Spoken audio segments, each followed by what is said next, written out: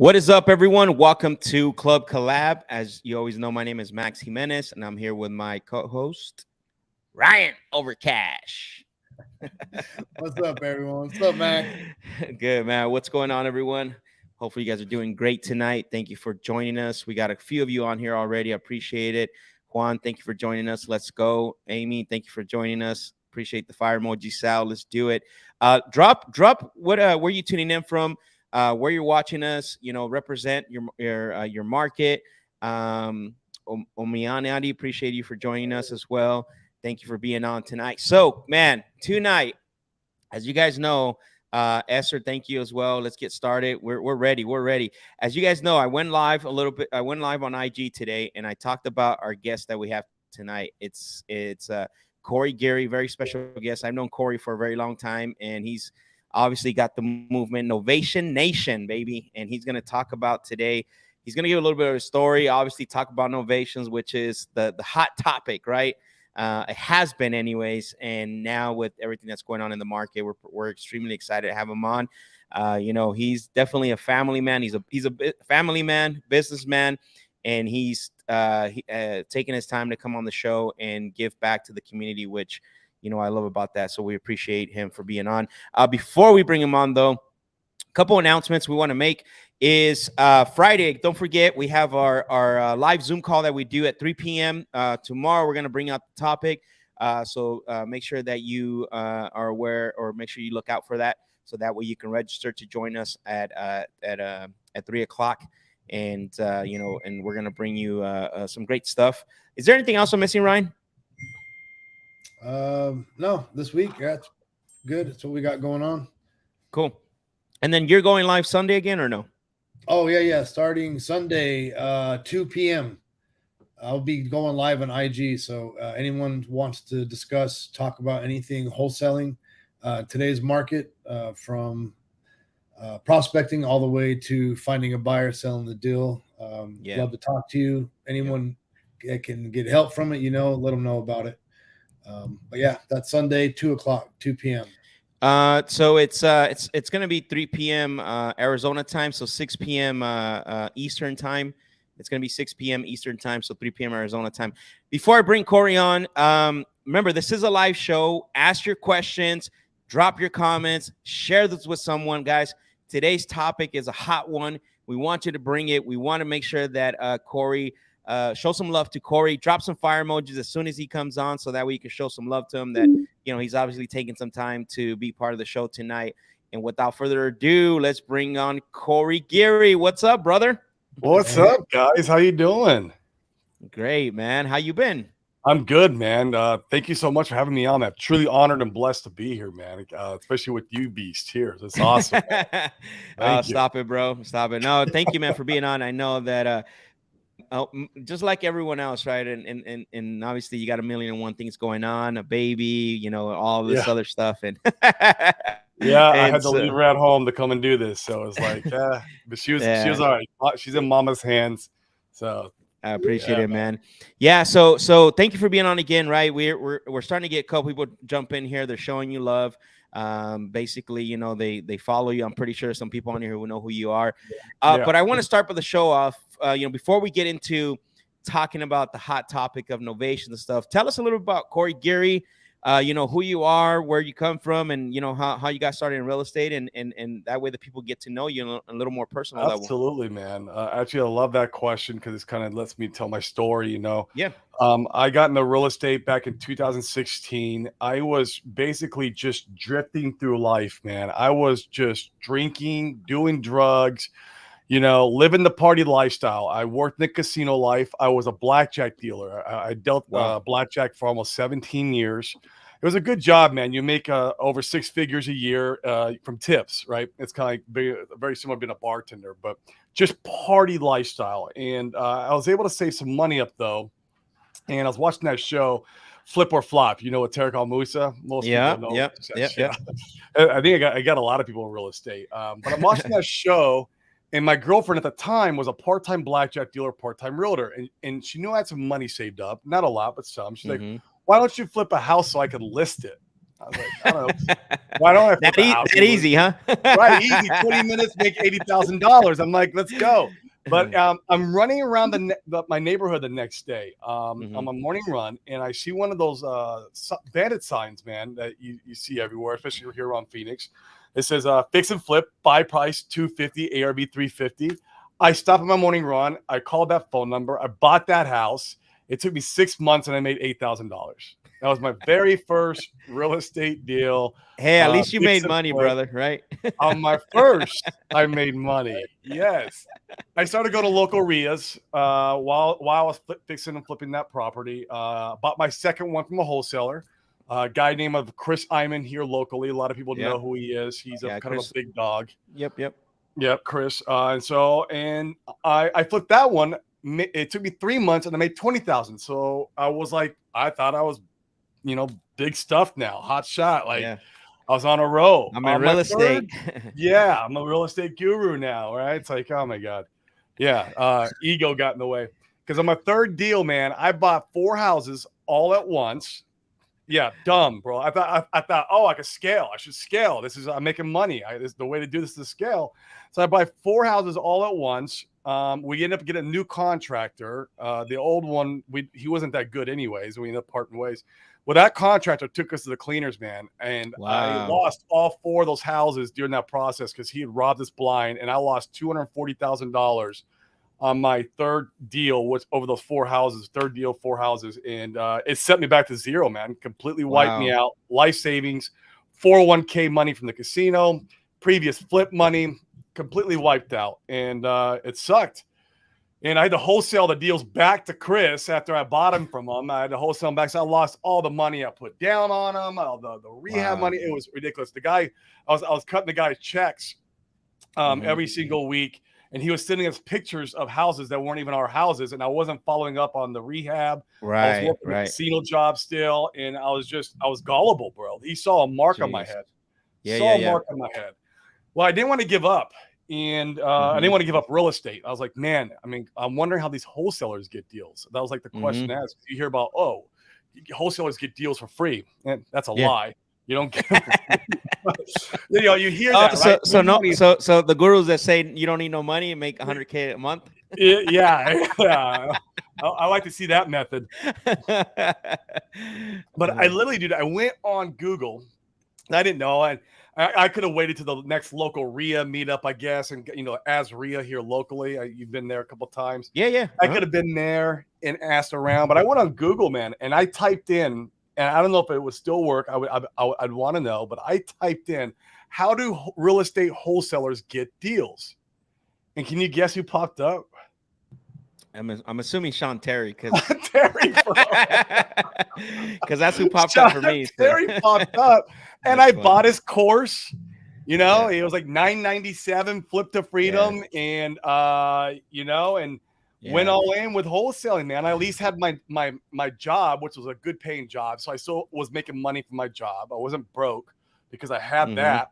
And man, it took me probably about 9-10 months to get my first wholesale deal. I wholesaled it to Chris Iman. He bought it for me, so I'd reversed the tables up there.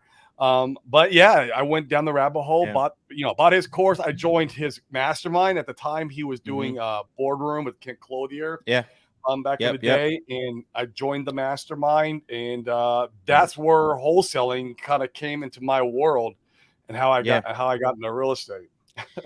Shout out to Sean Terry, man. I think if we trace back all of us, bro, like I know I'm a product of Sean Terry. I mean, we can probably name a handful of guys that you see out here in the space that are still relevant for the most part, that come from that tree, that right era. That Sean Terry tree, from that era. 100%. 100%. So you were flipping, you got, you made good money in your first 2, then went all in on 4, and then that didn't go well, and then you started wholesaling. Dude, that's crazy, bro. Like I think again, it's definitely, that's why one thing, Corey, because we run in some similar circles, right? And we know some similar people, and that's why I'm a big believer as far as like when you have to be careful who you listen to, because even though you may have done that on your own, but when it sounds too good to be true, it probably is. Would you agree with that? 120%, man. Do your due diligence always, always get some, I've learned now, and anything I do in my life now, I want to have a mentor. I want to have a coach. And it doesn't necessarily mean you have to be a paid mentor, right? But there needs to be something in there that you're exchanging value for value with that mentor, and so everything. And even with my baby right now, I have a lady who comes to my house every week. And she's basically teaching me how to be, she's like a mentor for me to be a parent, because I don't know what I don't know. I'm new at being a dad. Obviously I see other people doing it, but like, what are the things I'm not knowing? I'm reading books on it. You want to read multiple books and just trying to learn as much as possible. And it's the same in business, man. If you're approaching business without mentorship, man, that's crazy in my opinion. You wouldn't go to the gym. You go to the gym. I mean, obviously you might not have enough you might know enough to get the job done, but man, the guys who get the trainers, those are the guys who kick ass, man. Yeah, no, 100%. But you know what's one thing that I want to highlight there, because you could have easily said, "Man, this thing's not for me." Can you talk a little bit about what kept you going? Because that wipeout could have been like, "I'm done with this real estate thing. Forget this." You know what kept me going, man, was ego. Ego kept me going, because I didn't want to like crawl back to the casino, my tail tucked between me. People at work knew what I was doing.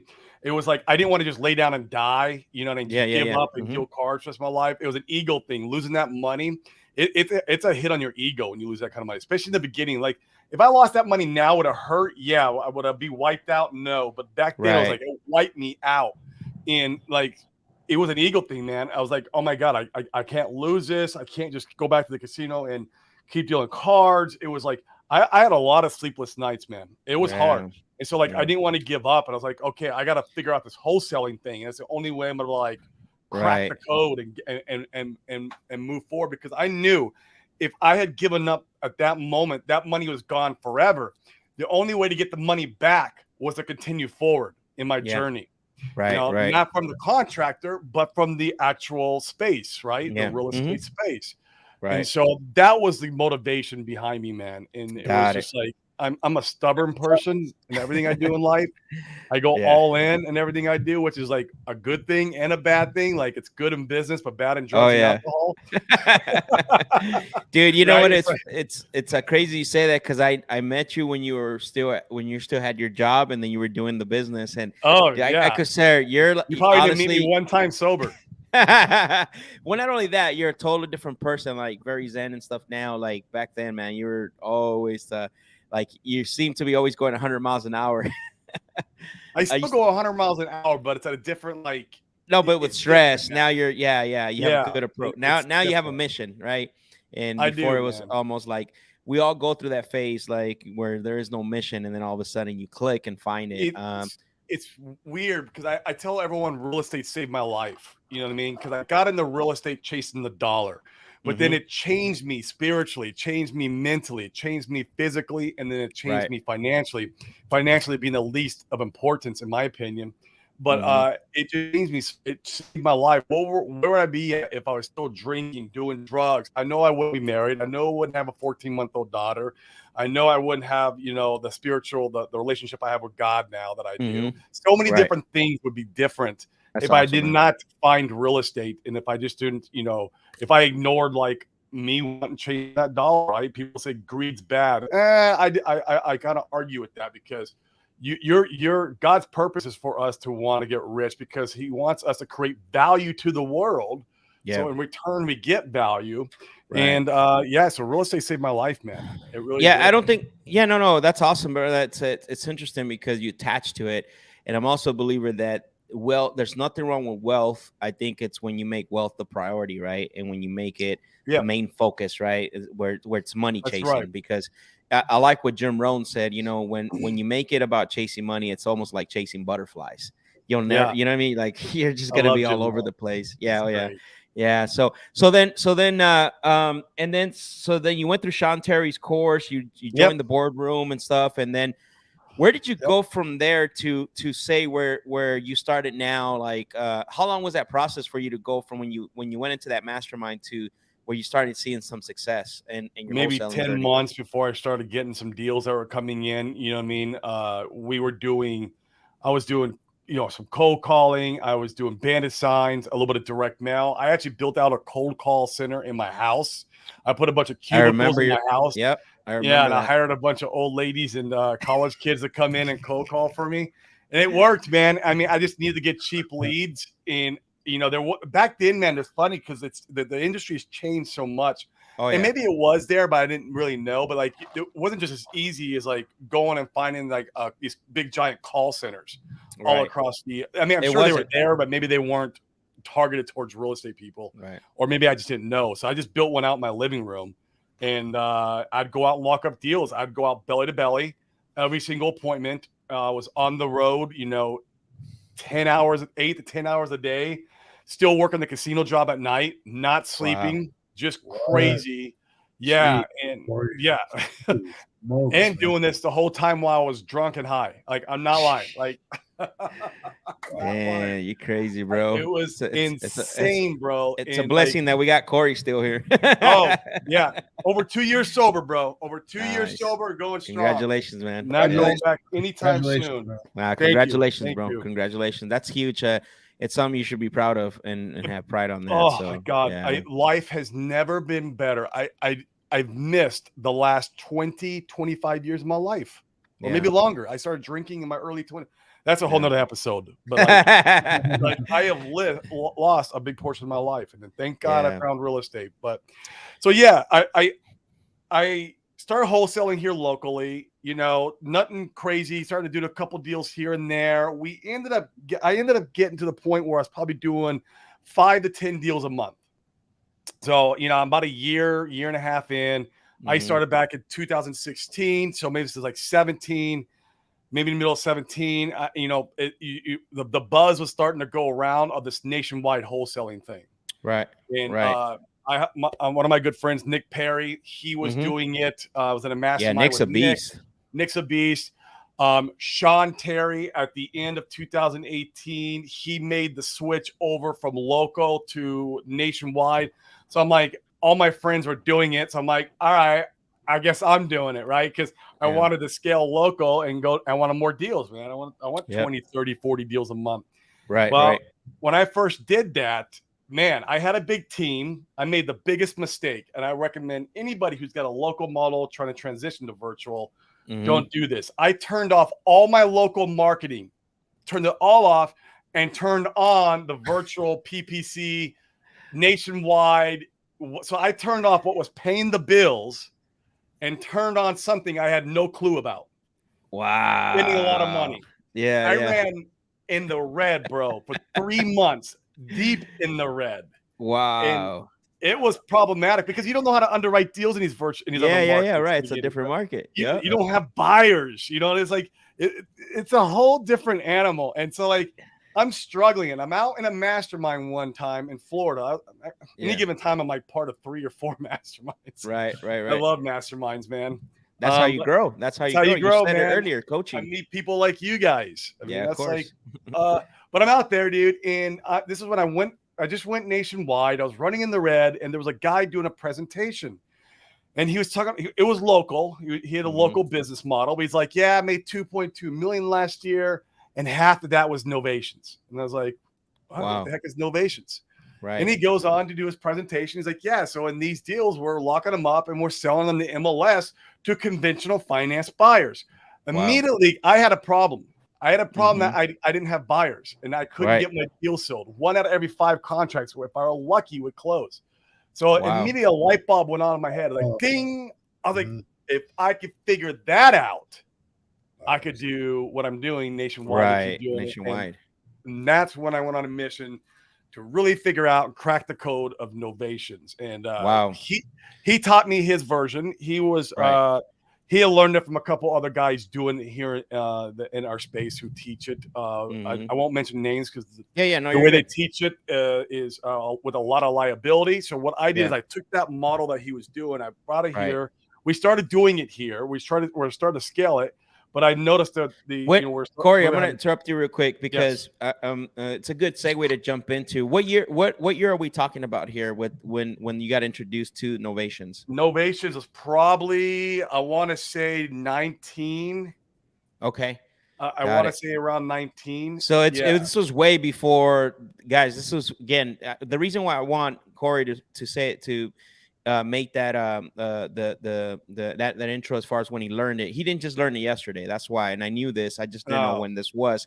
So this is why it's important to know this, right? Like, he just didn't get introduced, and then he decided to be like this Novation Nation guru. Yeah. We've been rocking it for a while now, and I wanted to like really, and once I understood the model and what we had figured out, I wanted to be able to teach it, because I don't even take credit for it, man. I paid my attorney, so I took what I knew from these other gurus, and I was like, hey man, how can we change this to where the least amount of liability as possible? And it cost me around 10 grand, and man, he redrafted up everything. Right. We took out the power of attorney. We now do the attorney in fact. We don't sign the seller's deed. We don't collect seller's proceeds. Right. And so like all these steps we eliminated. He drafted up what's called the Novation Indemnification Agreement, basically indemnifying all parties in the transaction so you can't get sued. So many different things he did for me. And that's how we're able to scale it. Yeah. So I give my attorney props for that. Was it St. Clair? Was it another attorney? Okay, got it. Cool. You already know my attorney, bro. Well, that's ours, bro. Like who you know what I mean? That's who we use for many years. Actually, I have 3. I can't. I think St. Clair did. I can't remember which. He did 1 or 2 of the instruments, and then I got one in Texas, and I got one in Illinois. Nice. Cool. So, yep. So you learned it. So basically, just to kind of catch up here. So you learned it. Recap. You learned it, and then this guy that learned it from different people, and then what you did is you met up with your attorney and said, hey, what's the best way that I can, where I'm less liable for what happens? Because I love what you brought up. We also started looking into Novations last year, and you know what? I wasn't really like excited about it because it was certain individual that we were learning it through, and when I saw the paperwork, I was like, oh man, I don't know. A lot of liability. This. Yeah. A lot of liability. So I'll tell everyone, if whoever you're learning it from is teaching you power of attorney, run. If whoever you're learning it from is saying collect seller's proceeds. Like, can you imagine being in a court of law and you collected the seller's proceeds after closing? There's people in our industry that teach this. Wow. And signing the seller's deed over. Wow. It's not your property. And so if you ever end up in a court of law for real estate fraud, which I've gotten a call before. I could tell that story if you want. Go ahead. Fraud. No, get into it, because here the reason why I want you to get into this, because I know, again, this is like the hot topic. This is, everybody's starting to come out with. I'm starting to see a little, Novations and little gurus are starting to pop up. It's what's going on in the market right now. But they haven't been doing it as long as you, and you did a good job by going to the attorney and getting all this, the right way. So talk about that. Talk about that, please. So this is back in 2020. We did a deal in Illinois, and I love Illinois. Even people kind of stay away from there. I do deals there. But I get a call from the Department of Real Estate of Illinois. I get a call from them. And they say, hey, this is Corey Geary. I said, this is Corey Geary. They said, this Department of Illinois Real Estate, you're under investigation for real estate fraud. I was like, what? That's the last thing you ever want to hear, bro. My stomach just dropped, right? I'm like, okay. And I'm thinking of all the deals I did there. And then he rambles off such and such Marshall Street. And there was a Marshall Street property. He's like, did you make $42,000 on this deal? And I said, yes, I did. And he's like, well, did you take title? And I said, no, I didn't. And he says, well, did you know wholesaling is illegal here? And I said, well, I didn't wholesale that deal. I said, I novated that deal. Then he goes on and said, well, did you use the company List with Freedom to list the deal there? I was like, yeah. Did you know they're under investigation for real estate fraud? I'm like, no, I would have never used them if I'd known that. But, wow. Yeah. Crap. I was like, okay. So he's like, well, Mr. Geary, we see that you're licensed in Arizona. I'm licensed here. And he's like, this is going to be brought to the Department of Arizona Real Estate, where this is also going to be a federal case. It looks like this is real estate. Yeah. And I was like, okay, well, you're going to need to talk to my attorney. Because I knew he's recording the call, and anything I say at this point was just going to be like, I can get a lot of trouble. And so I cut the call short. I get my attorney on it. It cost me $5,000. He squashed it. I was 37 net positive of the deal. The only reason why he was able to squash it was because I novated the deal, but we had no power of attorney on it. We didn't collect seller proceeds. If I had done any one of those things, it would have been a different story on that case. I bet you I would be in at least in court. The other dude, that's crazy because you're right about that. And then here's the other caveat: if you're dealing with elderly people where you're novating their deals, that's another big gotta be careful. You have to be a good actor when you practice this model in general. And you never know when the spotlight's going to get on you. The only reason the spotlight was on me is because the flat fee listing company where we were using was under investigation for real estate fraud. So they opened up the file, saw my file there, and they're like, who's this guy making $42,000 on this deal? Right. So you just got to be careful. And even though you might be acting in good faith, you never know who's watching and never know who's going to come across your files and why they're going to come across your files, even though you're acting in good faith and you're not doing anything bad, but making sure that you're being ethical. 100%. Always say we actually had this conversation with you. I think Cash Money Mike, right? Mike. Oh yeah. So I we love had that guy. Yeah, we had him on the show last week, and then we did a live on Sunday for like 4 hours. Crazy. But anyways, we talked a little bit about on Sunday, and this kind of goes in line with what you're saying is that wholesaling has such a low entry point, right? To it. But one of the things that people forget is that real estate is one of the highest legality industries, right? Because you're dealing with contracts, you're dealing with sensitive information, potentially with a lot of fraud. But now Novation takes it to another level, right? Right. Where all the document has to be in line. And so, that's people forget about that we're in an industry where it's disclosed. If it's not in writing, it doesn't matter. All that stuff. Because like you're saying, if you would have done, say, a power of attorney or had the wrong document or something, you could have been really screwed. I could have been really screwed, man. I don't know where I'd be at. I mean, I might have won the case, but so be careful. Obviously, when you're practicing this type of real estate, cross your T's, dot your I's, get attorneys to look at stuff. There's a reason why we pay big bucks for these attorneys. They save our butts, man. They save our butts so many different times. So and I don't want to discourage somebody that's just starting out or looking to get your second deal or whatever. Not at all. But as you grow and as you start to establish a presence and a business, like it needs to also include your documents and all that. Our contract went from 1 page to 5 pages, right? Right. So it's the same thing. Our Novation indemnification agreement is 5 pages. Yeah. It's disclose. It's everything we're doing in the transaction from A to Z. Wow. And we're very transparent. Yeah, no, you have to be. It's not what you say; it's what's in writing. So likewise it's likewise with the assignment agreement as well too. It went from 1 page to 5, almost 6 pages now on the other side. So, oh wow, yeah. Now, talk a little bit about the difference between the attorney in fact and the power attorney. Okay. I guess talk about what each document is if you can, and then what's the difference when you use one or the other? It's the legality of how much teeth, I guess you would say, or how much I don't know what the right word is. Basically, the power of attorney gives you the rights, limited rights over the piece of the real estate. The attorney of fact only gives you rights to sign by the seller, signing rights. Okay.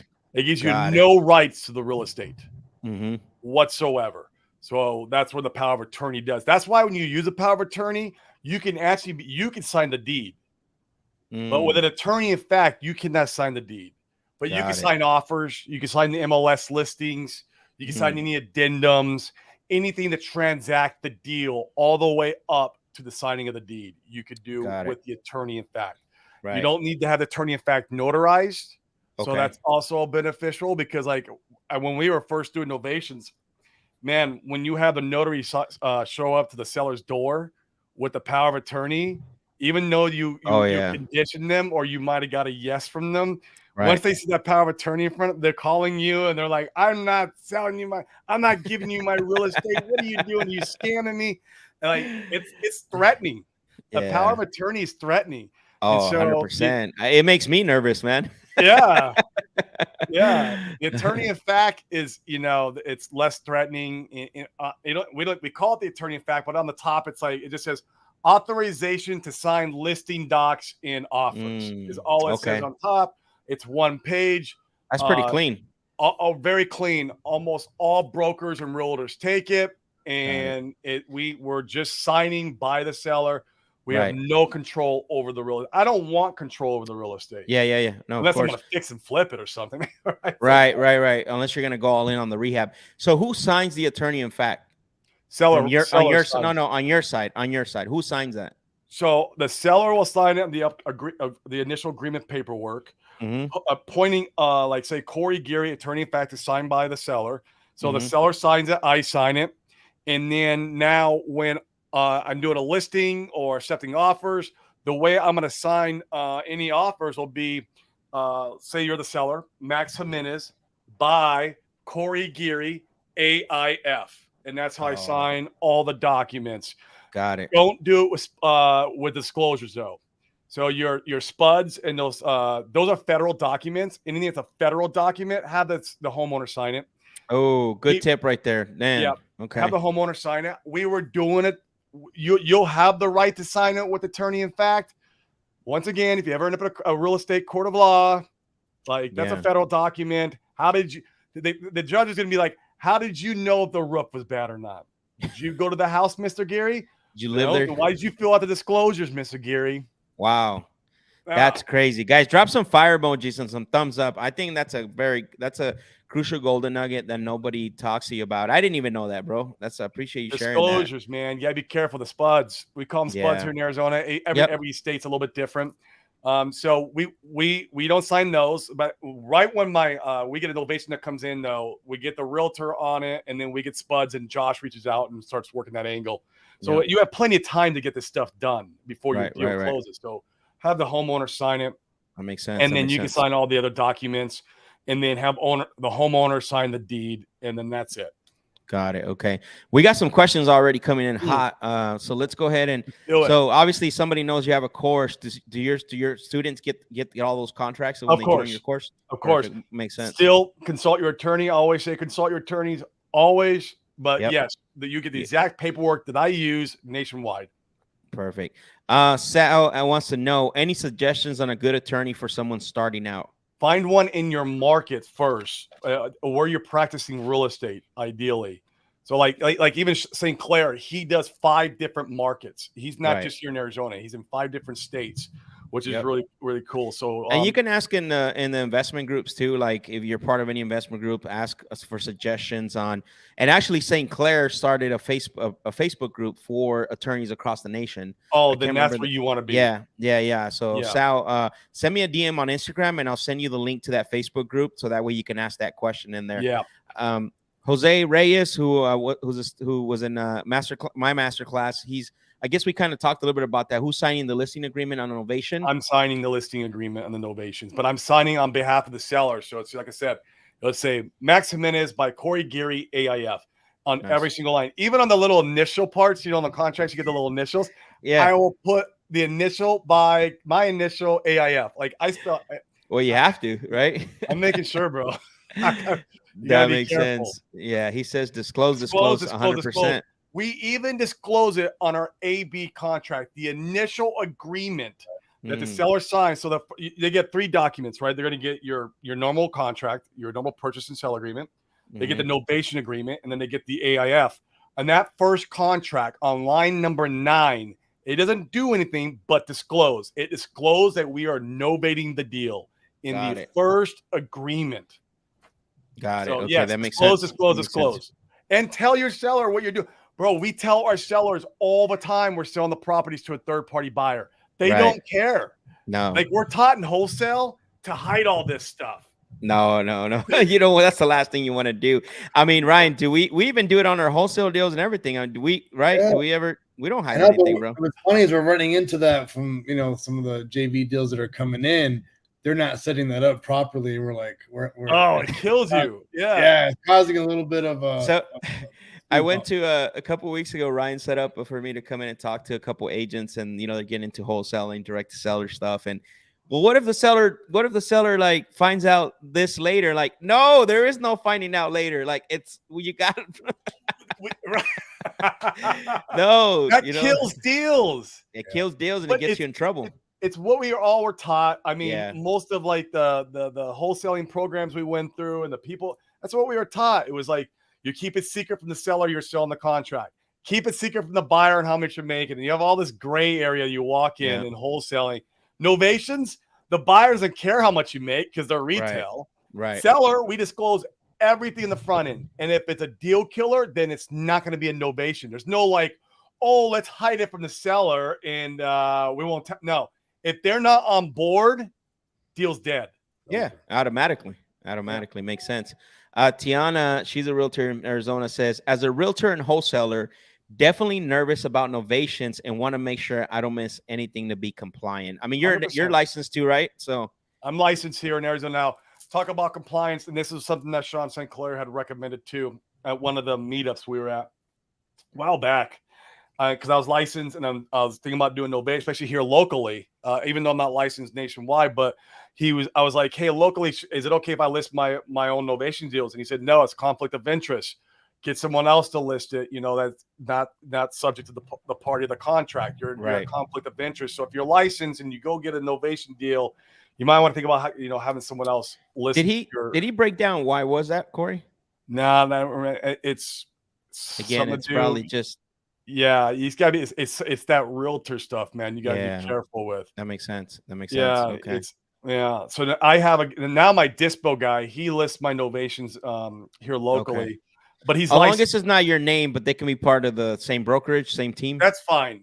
Got it. That's fine. Yes. Okay. Perfect. Once again, consult your attorney though to make sure. Yeah, no, for sure. Yeah, 100%. Let me just back that up. Like I that's fine, but consult your attorney. Right. David's just replying to Tiana. I'm on the same boat as you. The last thing I want to do is lose my license. So yep. Sal, appreciate the fire emojis. What's up, Alan? Thank you for joining us. Thank you for the fire emojis. Esther says Caesar, that's Ricardo's guy. He works for Ricardo. Appreciate you for being on. Esther, thank you. Tori Williams, thank you for the hands up. Mateo has a question. He says, what's the biggest or most challenging hurdle you overcome structuring a Novation deal across the nation? Okay, so some of the biggest hurdles that we've gotten through. One is handling. So when the easy part of Novations is the front end, pitching the deal. It's not hard to get Novation deals locked up. It's so easy. If you can lock them up cash, you could definitely lock them up Novations. That's all I got to say. If you're good at negotiating, which you guys are beasts, so you guys are probably but you can get Novations. The hard part, the real work comes in on the back end, getting the realtors in place, getting the brokers to play ball, getting the inspection period done, getting the appraisal done, the inspection period. Who does the repairs? I got a little nugget for you. If you're doing conventional or cash, you can do a buyer credit. So conventional financing, you can do a buyer credit on the repairs. FHA and VA, you have to make the repairs. I got to do one tomorrow that we're cutting a check for $2,000 to get some. It's the only offer we've had is FHA. I'm going to take it, but I have a very high financial risk threshold. I'm willing to put money into deals to get money out. Know this going into deals. If you're doing conventional though, or cash, you can just do a buyer credit. It was great when we were doing cash, when we were in the bull market, when we were at the top. I mean, especially here in Phoenix, you get cash offers at your retail. We'd ask the broker, hey, can we assign, do you take assignments? He'd be like, yeah, we do. We know what assignments are. Can we assign this to your buyer? Sure. And we'd assign it. Now we got a wholesale at retail. That was great. We're not seeing that no more. Nah, not no more, bro. I'm like that market. That was a and I want to get into that at a little bit later about what what the market. Those are the challenges, though. Handling inspection, handling the appraisal. Some things you could do to help mitigate this. Get good realtors in place. Work on your behalf. These guys are an extension of your company. They're like your employee. Good realtors are worth their weight in gold in that market. Second thing, beware of title companies. They will screw up your deal. In other words, get good transactional companies that have good relationships with title companies who understand novation deals, or maybe it's seller financing you're doing or whatever, even wholesaling. There's still title companies out there that still don't even know what wholesaling is. Right, But right. we use a very good transactional company who has these relationships with all these title companies nationwide. So when we get the file, we give it to those guys and they open up with the right title company who understands novations.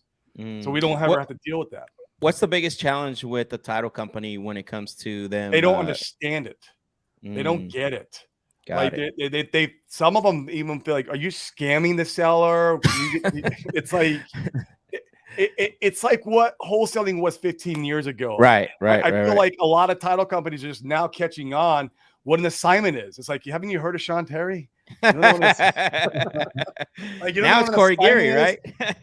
Oh my God. And Novations, that's a whole nother thing. But the funny thing is, Max, I remember when I was getting licensed, I know it's like it's always been a thing.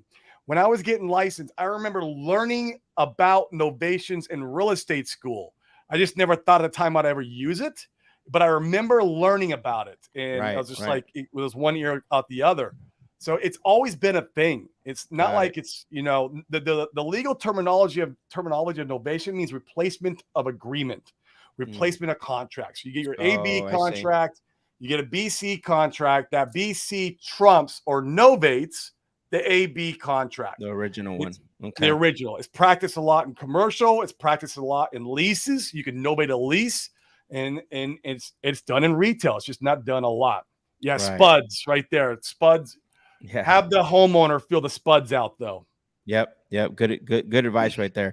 Alan wants to know. He said he just hopped on the live. Not sure if this is already answered. Is there any specific rules, or how do you underwrite or know if the numbers work on a great question? I love this question. So wholesalers and fix and flippers, I think we made up the term ARV.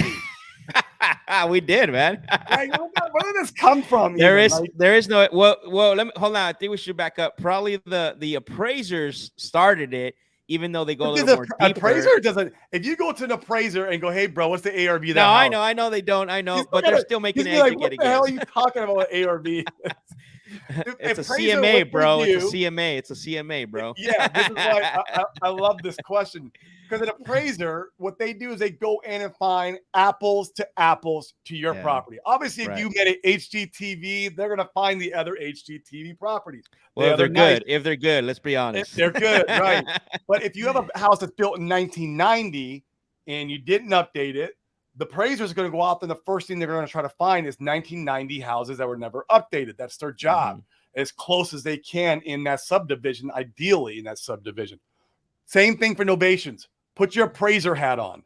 Go into the marketplace, MLS, or you can use PropStream or whatever nationwide system you got, and find the like type houses. So if that house was built in 1990, look for the other 1990 build houses and try to use those as comps. But if you see a 1990 house, that's the next door neighbor updated it to like 2022, that's gonna be a hard comp to use. Yeah. So in wholesaling, we call that our ARV. Right. But in novations, just find your as is like type properties, and all you're going to do is take out your realtor fees, your title fees. There's your baseline, and now anything under that is your fee. Got it. It's interesting that you said that the as is alike property, because I've seen where people go actually true, like what it actually sold for. What is the difference between a decked out house that you get your value from? Are you looking for those, or are you just looking for stuff that's sold as is, like a wholesale deal to get your numbers?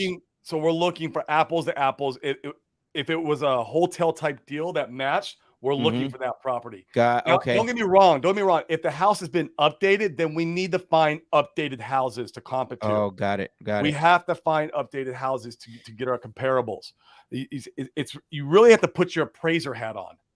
You really have to put your appraiser. But I guarantee you usually will find more of the apple to apple comparables than you will find your ARV type properties. How many times have you been comping a deal and you're trying to find a value on that property, and it's like, man, I can only find one comp, and it's like 1 mile away. Right. You don't need to do that with Novation. That makes sense. Yeah, because so now I understand it, because I know because a lot of people do the full rehab on some novations, right? Where people we don't do that. Yeah, I want you to. Can you hit on that just a little bit? Because that's Yes. important. So we wanted to make this scalable. Yeah. So the way we look at novations is wholesaling without taking possession. Yep. I love that. Wholesaling without taking possession. Do we Man, put I'm money glad in we're going properties? over Thursday, bro, because there's some holes I'm missing here. Yeah. We We're don't lucky to put have in, Corey in our backyard. yep. There's no partnership with sellers. There's no money put in properties. I know that's how the other people do it. Yeah. You know, and there's not all the liability that goes along with it.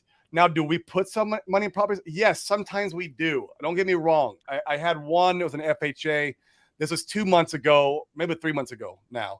I put in $27,000 in the property and I made $45,000. Those are rare. Yeah. Most of my deals, man, are under $2,000. I got one tomorrow. I got to put $2,000 in. I gave the guys today the okay. They got to pay it. Yeah. But you would do that anyways on your own hotel deals because they doing the inspection. Normal hotel deals, right? Whatever maybe you got to clean up the yard. Maybe you got to like power wash the driveway. I don't know. Maybe you go inside and like that. There's, there was a hoarder house and maybe you need to clean out the house. So we'll do things like that, but we don't go in there and do full rehabs. Yeah. I love that strategy. Rehab. Did you hear that, Ryan? Yeah. Wholesaling without taking possession. Yeah, without using the hard money.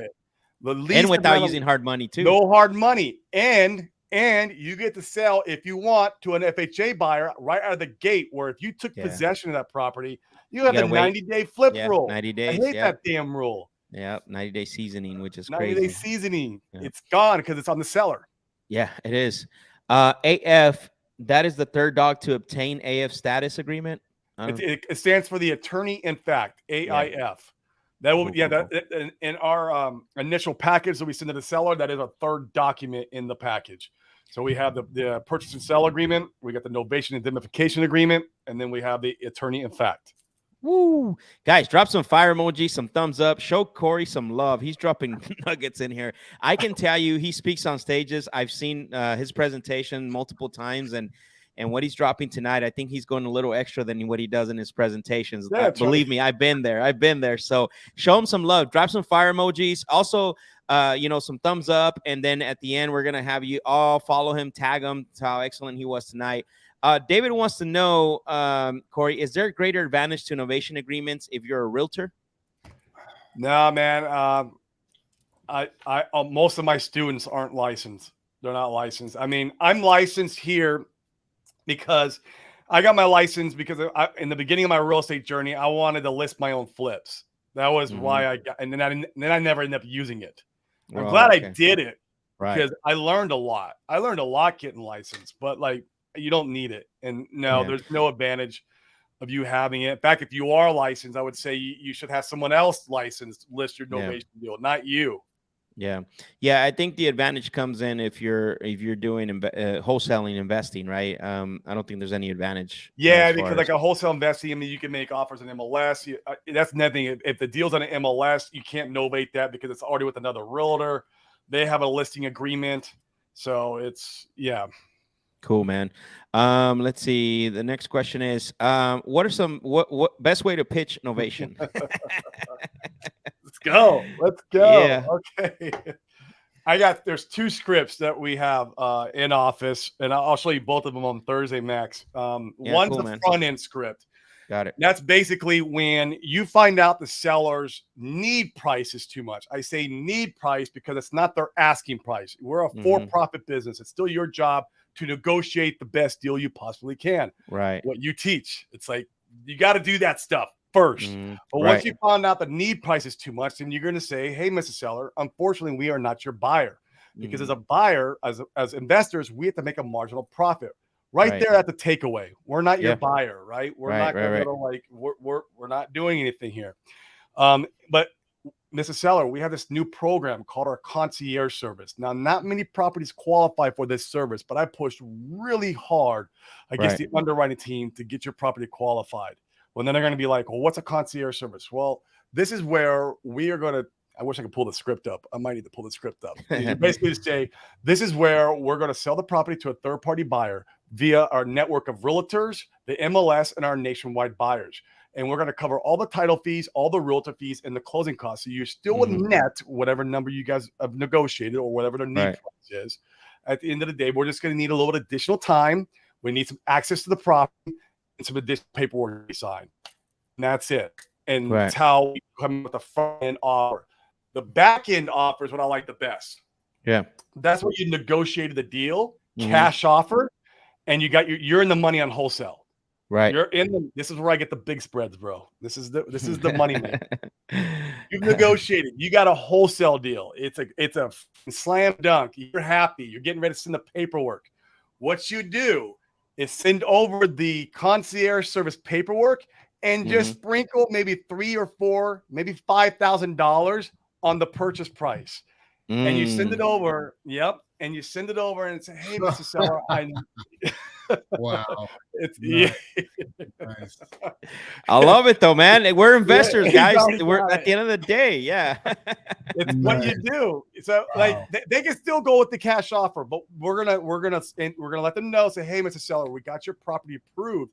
If you would like an additional $5,000 more, we could do the concierge service with you and get you a little bit of extra money. It's the exact same net to you. We're going to cover all the realtors, and you just go down the script and you explain to them exactly what you're doing, that you're going to need access to the property, that you're going to be selling the property to a third-party buyer. And you're explaining exactly everything from A to Z. And by you dangling the carrot on the back end, 8 times out of 10, they take it. Because I tell you what, if you negotiate 150 with me, because you're probably gonna, well, if it's one, you probably negotiate 120 because you're badass. But like, if you negotiate me at 120, and then you come in and you send me a contract for 125, I'm gonna be like, I already had that 120 spent. Right. You're coming in, you're like, hey man, I like you, Mr. Seller. I got you approved for another $5,000 more. How about we do this concierge service? Or we can still do the cash offer if you want, and you can get your 120. Get it all done. Yeah. That's how so you pitch it on the back end. Nice. Beautiful, awesome, man. Thank you for sharing that. That's awesome. I think it's that's a really great strategy. I should have had my scripts pulled up so I could go on through them and hammered all the. But I got the main gist out. No, you gave some good stuff, bro. I think that's huge right there. I think that's amazing. Come on, Leo says, what's the difference from you and Pace Maury? Oh my God. We don't partner with sellers. We don't use power of attorneys. We don't take seller proceeds. We don't fix and flip Novate. There's a lot of difference. Less risk, bro. That's what it means. Less risk. There's a lot of difference. Listen, yeah. So, we don't sign a deed. There you go. Are there specific title companies that will insure Novations, determining who needs to be on our team for that transaction before pitching a Novation deal? So we let our transaction company, yes, there are specific title companies who will do it and do these deals, but they're not very many. They're far and few between. So either A, you're going to be on the phone all day long finding these title companies. Now, here local, if you're here, I see you're here in Arizona, Magnus, they do my Novation deals. There you go. I'll tell you who my local is.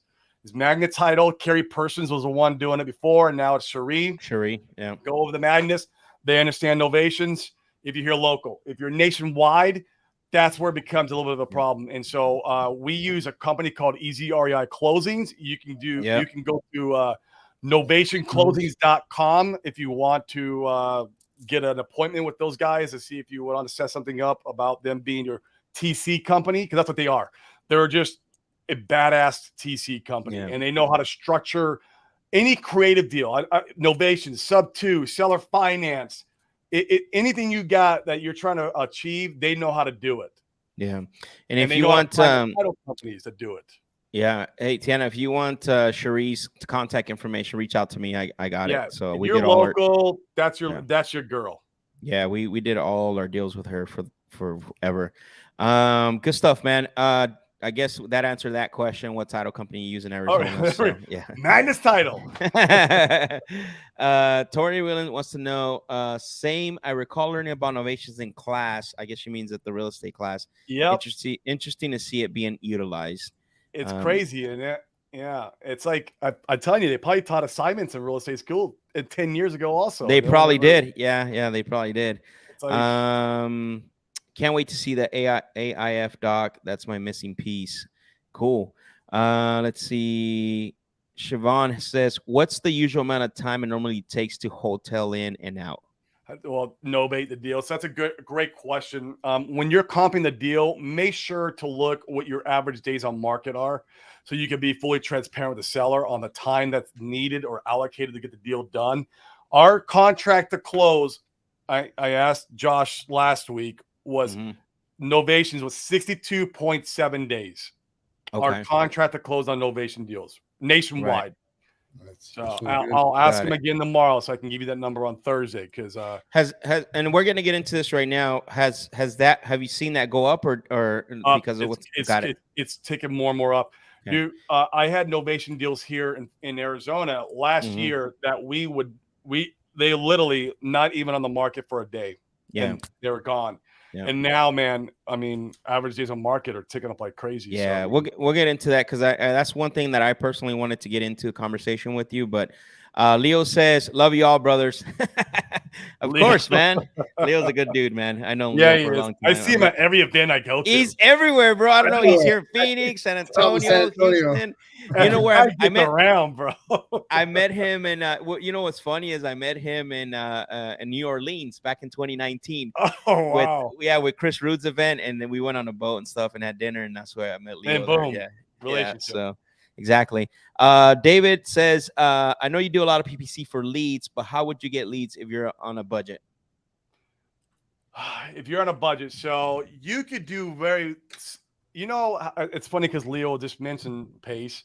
You know how Pace did the whole sub 2 thing in the beginning, where he's like, "Hey, wholesaler, send me your dead leads." Yeah, that was like how Pace blew up. That was what he did. Exactly. And he would go in and underwrite them, and then go in there and pitch sub 2. I haven't done it, and it's going to be a matter of time before one of my students do it. But someone could do that with Novations. Someone can absolutely do that with Novation. Set up a little Facebook group and just be like, "Hey, wholesaler, send me your dead leads." And no, they're not going to be sub 2. We're gonna do a different strategy. Yeah. And I tell you, you probably could get. You and I are going to talk about that on Thursday, actually, because I'm going to show you what we're doing. Ryan's laughing because I'm going to show you what we're doing right now, dude. I'm not paying for any leads right now. I'll talk to you a little bit about what we're doing. So I love it. even though we're still getting some good stuff coming in, but so it looks like we don't have no more questions to follow up. I wanted to follow up on that. So obviously the way the market is now, it has shifted. I'm not saying it is anymore. What are a couple things that you're seeing that's impacting? Because Novation is still a strategy to use, and it's obviously, working. Right? It's working. And it's working. Retail never goes away. Right. Yeah, of course. What are some adjustments that you have to make, based on how it was before? Man, what our typical cash offer was 4 months ago or 5 months ago is now the concierge service offer. Okay, so got it. And now our cash offer is like 20% deeper.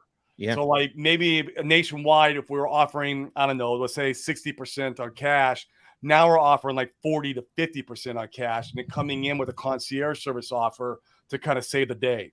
And so we need to lock up our Novation deals almost at the wholesale pricing that we were doing before. And that's how we kind of made our shift. And so that way we can, because our goal is to be under market by at least 10%. Now we can't always do that, because we're not always able to negotiate the seller down deep enough, but we try our best. Be under market 10% and try to get that thing moved fast and get offers fast. And we're having to do a lot of retrading. Oh, got it. Okay. No, that makes sense. I actually, on that note about having a conversation on Friday, I got people now. I'm helping a company now, pretty big name. You'll know who it is once I talk to you. They send me 12 deals for me to look at to help them, because they're too high, and now they're trying to turn them into seller finance or Novation or something like that. So we had our first one today. So now I just have to buy them deeper because even on a wholesale deal now, obviously we've had deals at 50 cents on the dollar, but because the rehab was so big, nobody wants them. They still don't want it. Yeah, they don't want it because of the way this market changes. That's why you got to retrade, man. We're retrading a lot of our deals. I'll tell you what, and Novations are easier to retrade than wholesale, because in wholesale, not the way you guys do, but most wholesalers, the seller thinks you're the buyer. So you're coming in for a price drop and they're like, Yep. ah! But us, when we come in for a price drop, we know exactly who to, we are blaming the market. We can blame the market. We can blame the inspection period. We can blame the repairs. We can blame the third party. Hey, Mr. Seller, here's our offers. Our highest offer is $140,000. That is all we have. We have to be at 125 to get this done today. And so we're able to go back and retrade a lot easier because of the transparency.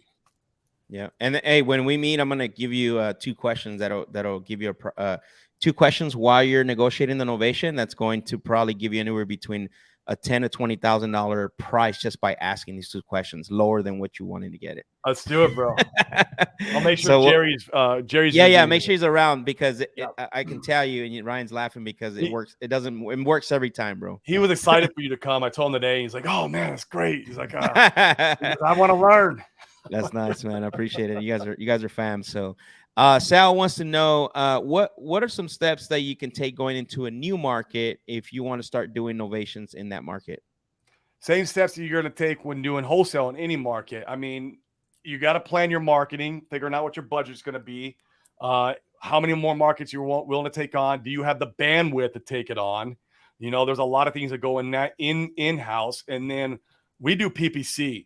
And so like all our marketing is inbound marketing, PPC, and these sellers are calling us. So it doesn't take a lot of headache for us to expand, because like in cold calling, you got to pull new data. You got to skip trace that data. Now you got to get new dialers.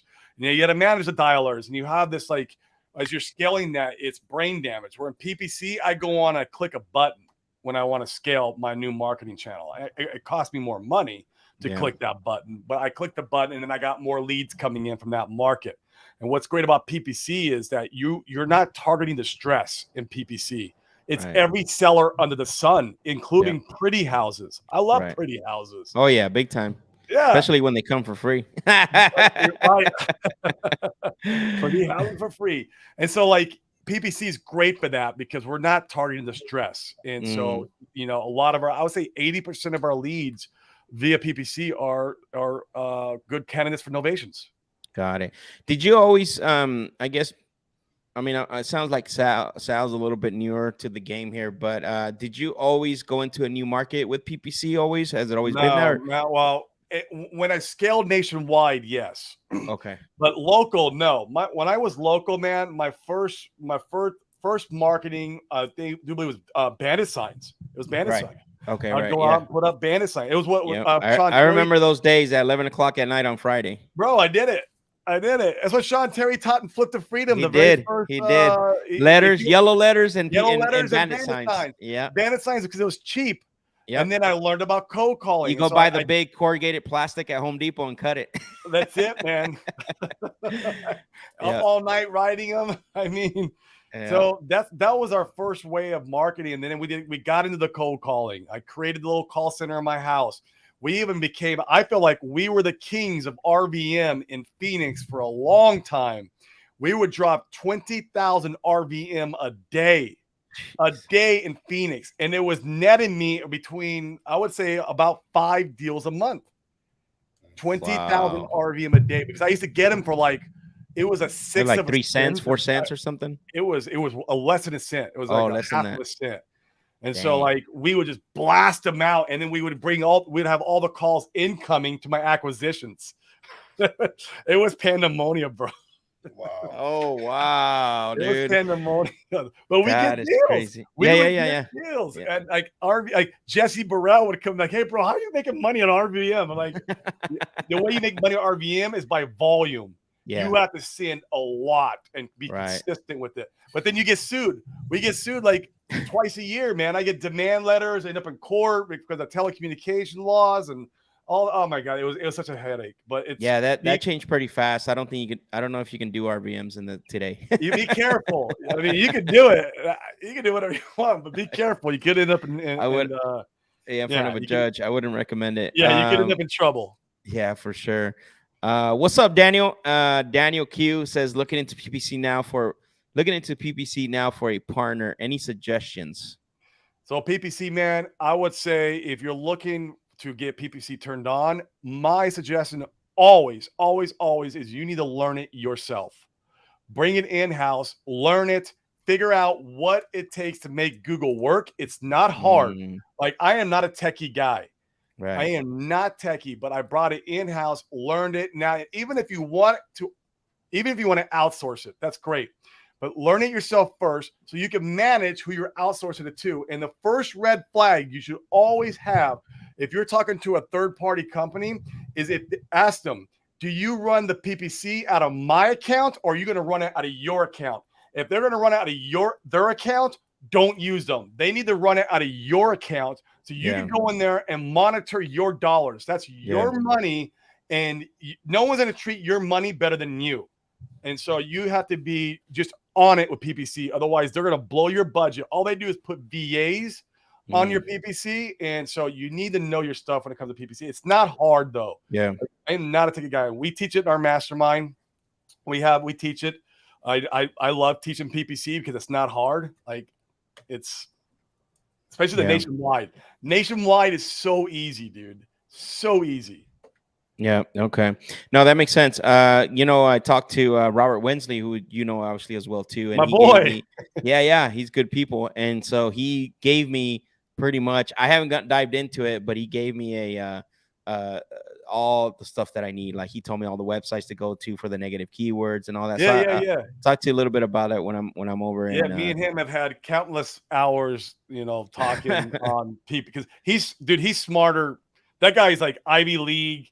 Yeah, Harvard. Yeah, for sure. Daniel's got a follow up to that question. He says, "Really? So that group spend thing isn't worth it?" The group? Do you know what that is? Be more elaborate, Daniel, about the group. Yeah. Daniel, what do you mean by that? Like, is it like is it a certain company that's offering them? Yeah. A group spend. Yeah. I wonder if he's talking about like a pool of where people get leads or something. That's what it sounds like. Yeah, like lead speed or something like that. iSpeed the lead. I love iSpeed the lead. They're good. And actually, they will, if you want iSpeed the lead to run your PPC for you, they will run your PPC out of your account. Yeah, that makes sense. David said, I door knock foreclosures, and I just closed my first deal after I first helped the couple with the loan modification. After a month, they decided to just wanted to sell. Do you like foreclosure leads? Yeah, we can novate foreclosure leads as long as we still have time. If I get the lead and they're going to auction in 2 weeks, I mean, we're going to try to postpone the auction and do what we can to get that knocked out down the road some. It doesn't always work. But yeah, of course. I mean, I like any lead that's motivated and that's wanting to sell the property. Especially that one. Yeah. Daniel said, "What's up, Max? Hook me up, bro." I will, bro. Reach out. He goes, "I'm just gonna text Robert myself. Do it, bro. Robert's a good people." So yeah, Robert's good people. Yeah, I guess he says that where people pull a budget for buying power. I guess that I've never seen that before with PPC. That's interesting. Pull a budget for buying power. Yeah.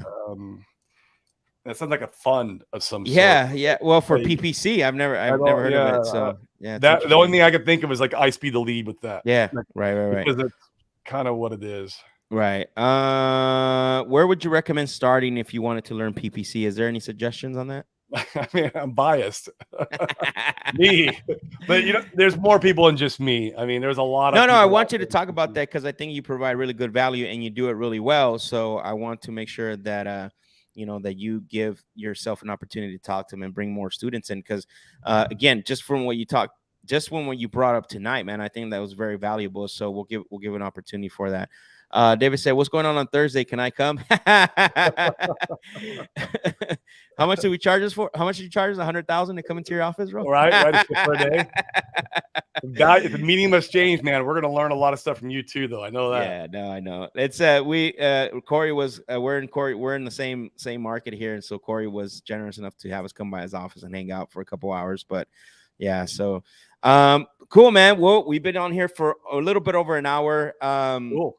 Thank you, man. I appreciate for all the info. This has been really, really great. Golden nuggets after golden nuggets.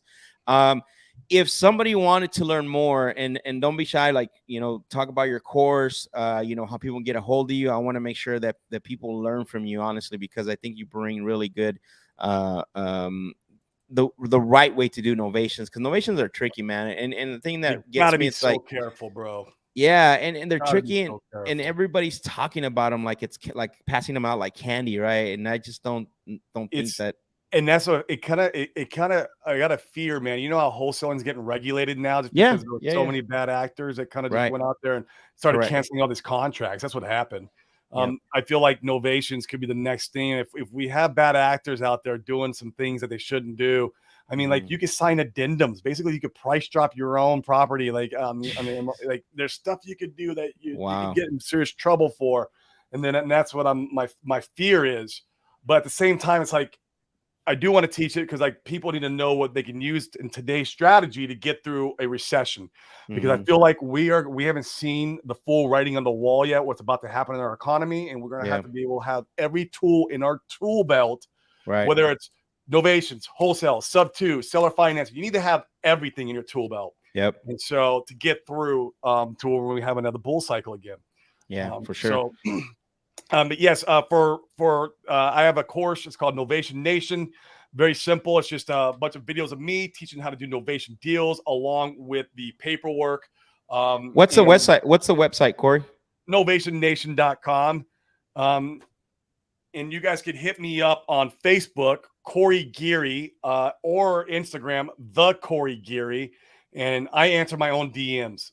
Just Nice. drop a DM, and then it might take me time to get back to you, but I answer my own DM. It's not a VA.